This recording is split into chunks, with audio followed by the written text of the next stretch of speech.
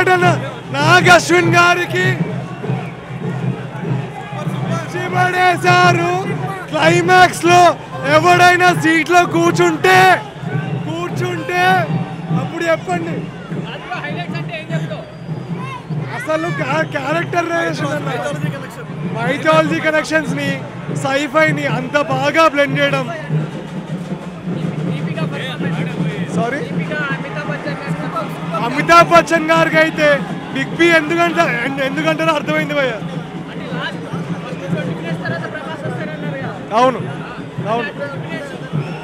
20 minutes 20 minutes